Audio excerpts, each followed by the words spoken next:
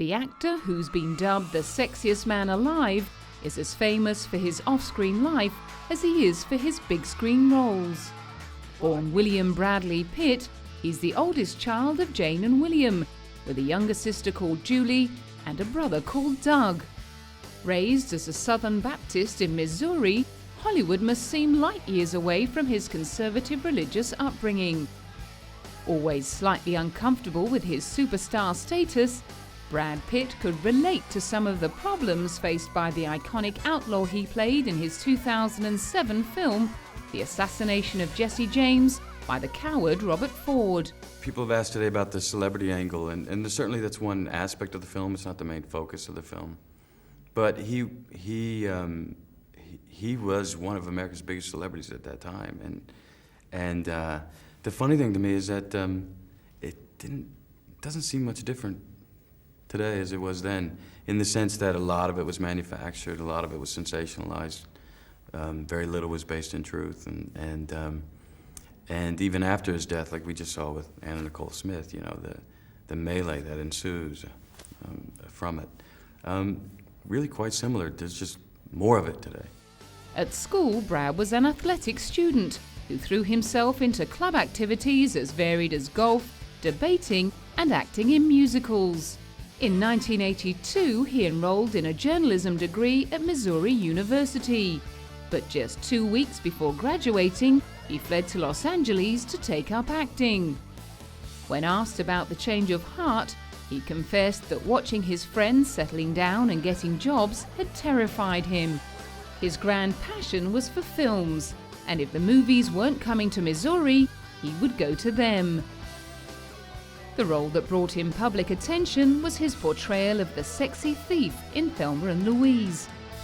After following up with hits like Seven in 1995, The Fight Club in 1999, and Ocean's 11 in 2001, Brad achieved major commercial success with 2004's sword and sandal epic Troy. Directed by Wolfgang Peterson and based on Homer's Iliad, he played the warrior Achilles, who has only one weakness, his Achilles tendon. Brad spent 6 months in arduous training for the part, and during the physically demanding shoot, he ended up damaging his own Achilles tendon. That ironic twist put filming on hold for a number of weeks. And at the Tokyo premiere, he noted other similarities between himself and the legendary warrior who yearned for immortality. There's no denying the parallels. Me, myself, that's not why I was drawn to films, or I don't think that's why people really get into films. I don't know, that may not be true. But to me, it signifies more, if the obsession is to leave some kind of mark, to leave a monument to yourself, instead of setting out to discover something or make something for yourself and inspire in that way. It seems to me you got a big old fear of death there. And certainly I think it was true with Achilles, that he was running from this idea of oblivion and certainly consumed by these questions of does his life have purpose, does his life have meaning, what it's all going to add up to in the end. Troy also marked Brad's debut as a producer. His move into behind-the-scenes work perhaps reflecting his belief that fame is fleeting. The same year, he scored another box office hit, this time with a sequel to the heist remake Ocean's 11. Ocean's 12 reunited him with George Clooney, Don Cheadle and Matt Damon. And during a pre-release interview at Cannes, it was clear that the Ocean's gang had lost none of their on- and off-screen chemistry. Not a bad gig. It was not a bad gig. No, it's a good place to be. If you're gonna do it over there. Do it Amsterdam, Paris, Rome, Lake Como, Sicily. Sicily, that's right. I forgot about Sicily. Yeah, we were all over the place. It was not a bad gig. It's a good gig. Brad's next big screen matchup would generate more buzz than the film itself. The action comedy Mr. and Mrs. Smith paired him up with Angelina Jolie to play husband and wife assassins assigned to kill each other. It was just great sparring. It was just, you know, great riffing, and we put so much script work in with together that there was no it was free game on everyone. So, I mean, the bickering on the screen was probably the bickering from the table, you know, discussing ideas as well. Although rumours of an affair between Hollywood's two top stars began doing the rounds during filming, both Brad and Angelina insisted that their relationship was purely professional. He's really funny. so it was really nice to come to work and have such a good time. And often I'd laugh so hard that we'd have to cut. In 2006, Brad produced Running with Scissors, a film based on the tragic childhood of writer Augustine Burroughs.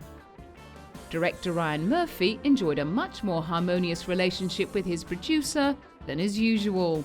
He's very sweet, you know, he's not what you think. He's very serious, and he saw many cuts of this movie and had a lot of ideas, and he had a lot of ideas on the script. But at the end of the day, you know, Brad is very supportive of the artist, and it was like, what do you need? What can I help you with? And he would call and get me money. However, there was a downside. He was very instrumental in getting all the rights to these great songs that are in the movie. I mean, he was very hands-on and supportive. But it was hard when Brad would come to the set because nobody would work. All the girls would stop working, and suddenly there'd be 15 people behind the monitor with Brad and me, and I'm like, what's going on? And then I was like, oh, it's Brad Pitt, of course. The same year, Brad took a role in the ensemble art house film Babel opposite Cate Blanchett. The multi-narrative drama that highlighted the lack of communication between different cultures and classes of society was a critical success. And among the many nominations it garnered, Brad received a Golden Globe nomination for Best Supporting Actor. Getting to travel a lot, I was just saying my biggest frustration is not being able to communicate, not knowing the languages, and I'm really bad with it too. It'd take a lifetime for me just to pick up another one, which I'm trying. But it's the undercurrent of the film, which is never stated, which I appreciate very much. But it's that inability to communicate and the misperceptions that we have because of that. Although he didn't end up winning the Golden Globe, he had begun to make his mark as a serious actor and attract the attention of film bodies and awards panels.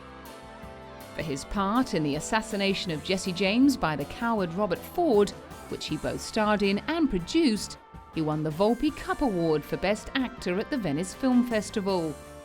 It was a project that had been dear to his heart for a long time. Producing to me is just about making sure that again, it's about quality and that the right people are plugged into the jobs that are going to get it there. And so we see it from the very beginning. We work on the script and work on really fine-tune that. That's the first stage, and that goes on for years. I mean, we worked on this thing for 3.5 years, I think, or something like that. And then it's, you know, from seeing it to the end, and it's really more about quality control and helping the artist, meaning the director specifically, and the writer,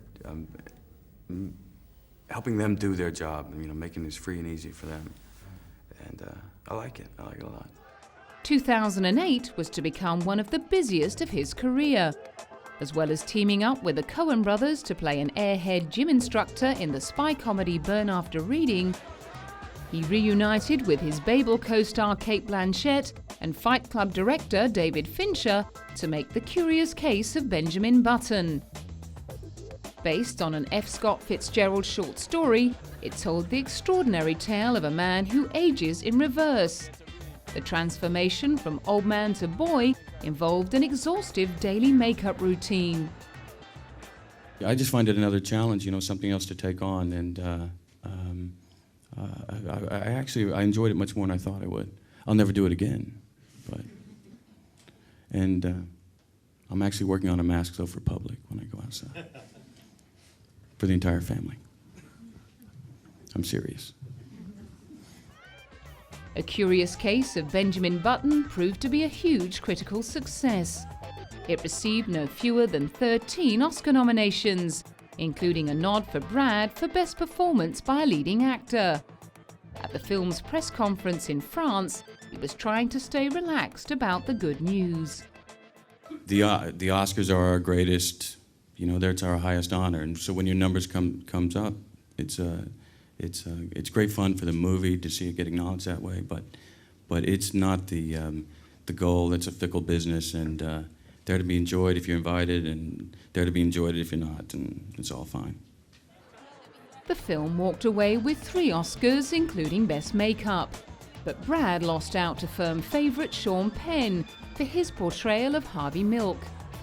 In 2009, he set about making his mark in a different way, as a knife-wielding Nazi hunter in the Quentin Tarantino adventure Inglorious Bastards. Oh, Brad's damn good. He's damn good. You know, he worked on it during the course of the thing. You know, I don't know if he could quite carve a swastika onto a human forehead, but he probably could do it on a piece of steak.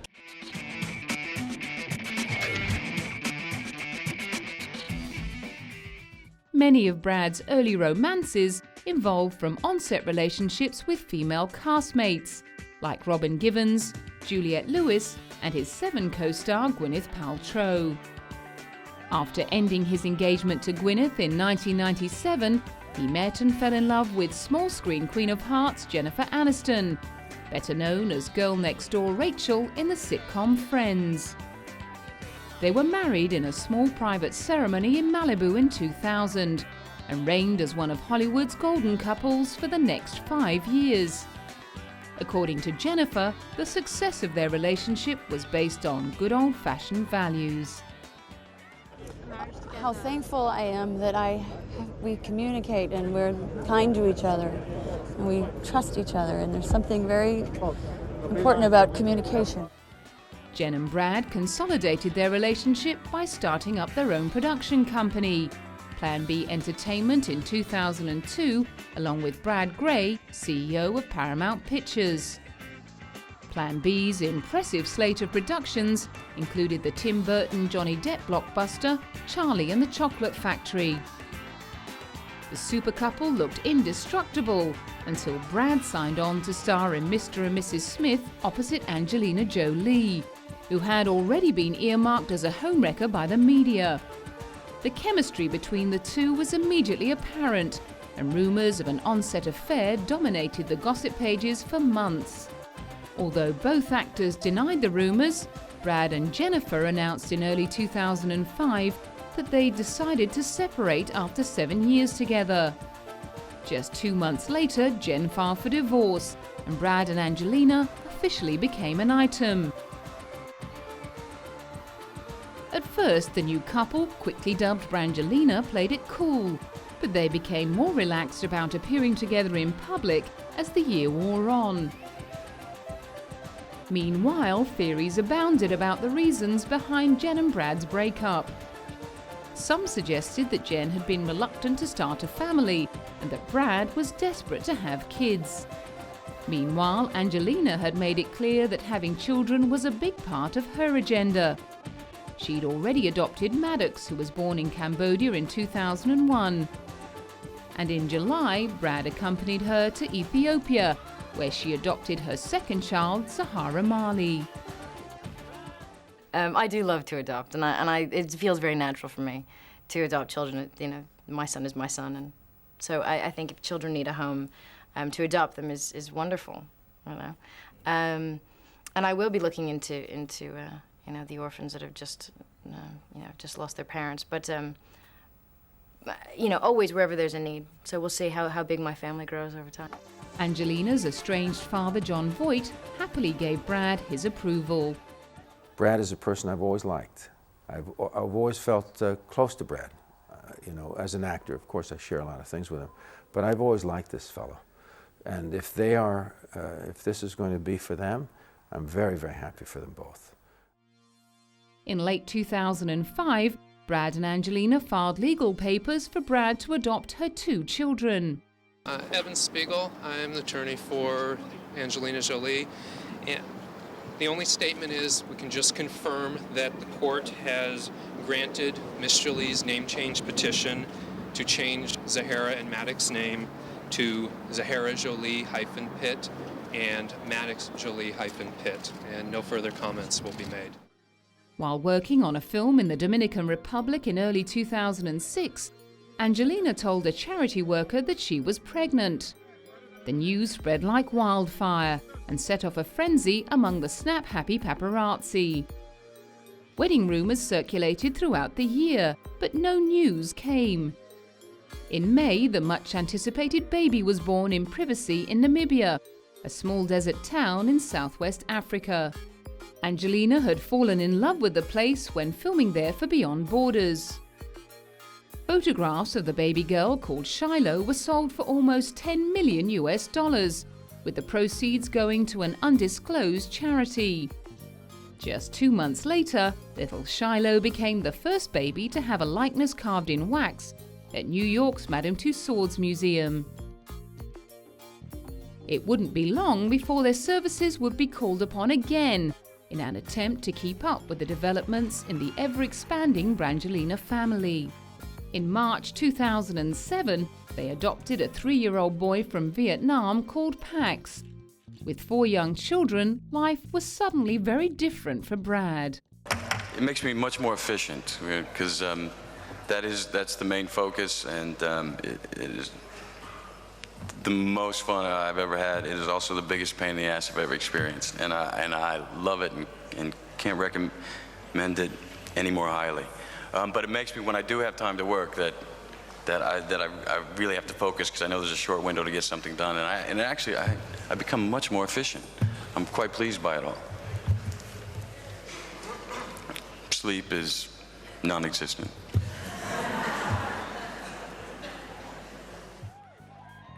In July 2008, he welcomed another 2 additions to the clan when Angelina gave birth to twins. This time the chosen birthplace was France. As I've just been told about the birth of the twins of Angelina Jolie and Brad Pitt, I share with all the citizens of Nice joy and proudness for Knox Léon and Vivienne Marceline. On behalf of the inhabitants of Nice, I congratulate the happy parents, the most famous couple of the world, who have chosen our city for this happy event.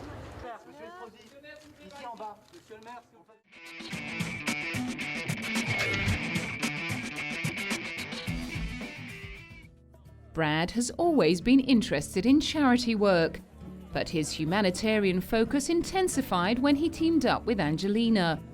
At the premiere of their first film together, it was clear they were both on the same page when they took a moment to stress the importance of tackling debt relief at the upcoming G8 summit.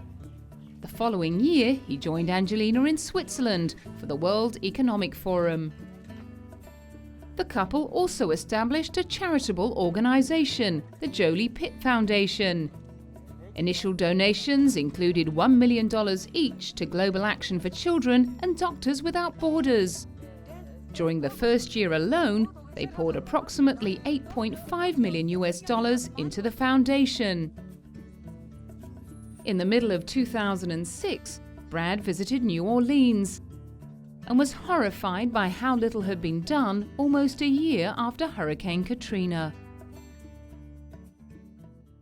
No, I was not prepared for the scale. I have to say, we've seen the pictures on television, and they're every bit as devastating as they appear. But what's more devastating is you can literally start at one spot in the 9th Ward and drive for a couple hours, and you'll see exactly that same devastation. And it's a bit shocking, and it's daunting. It's a daunting job, but we'll start one building at a time, and talking to the people on the street, there's a great verve and great spirit to reclaim their homes and to establish their communities again. So by that sheer will alone, it will happen. Brad's passion for the environment and architecture were channeled into the Make It Right Foundation, with the aim of building 150 new environmentally friendly, low-cost houses in the 9th Ward. Global Green USA joined with other architectural firms, and Brad assisted in choosing the top designs out of the more than 100 ideas that were submitted. He put up $100,000 to help underwrite the contest, and another $100,000 for contest prize money. Brad and Angelina ended up falling in love with the city, and in 2007 they purchased an early 1830s masonry mansion in the French Quarter for $3.5 million. Much of Benjamin Button ended up being shot there. In 2009, Brad became an unusual cover boy for Architectural Digest, thanks to his work in New Orleans. That same year, he was listed as one of Time magazine's 100 most influential people on the Builders and Titans list. He also went to Washington to meet Speaker of the House Nancy Pelosi to discuss green housing, and was congratulated on his ongoing work. He's a real model for the country, Brad Pitt. Thank you.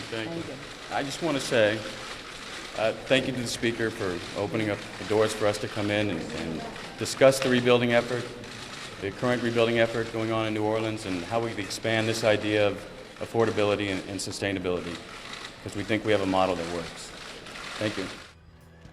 In late 2006, the actor joined former President Jimmy Carter on another housing project for the poor, this time in India. The two were joined by thousands of volunteers, including Australian cricketing great Steve Waugh, to build 100 houses for the charity Habitat for Humanity. In November of that year, he got political, urging Californians to vote yes for Proposition 87, which included raising fuel taxes to pay for greener and cleaner energies. Brad is also a fierce advocate of same-sex marriage, commenting once that he would marry Angelina when everyone else in the country who wants to be married is legally able. In 2008, he donated $100,000 to battle the proposed overturn of California's same-sex marriage law. Another cause which is close to the hearts of both Brad and Angelina is the prevention of HIV and AIDS. The couple donated $2 million to fight the deadly disease in Ethiopia in 2008. And the following year, Brad joined Nelson Mandela in an AIDS awareness campaign. The Jolie Pitt Foundation continues to lead by example. In early 2010, it donated $1 million in assistance to Doctors Without Borders in the wake of the catastrophic earthquake in Haiti.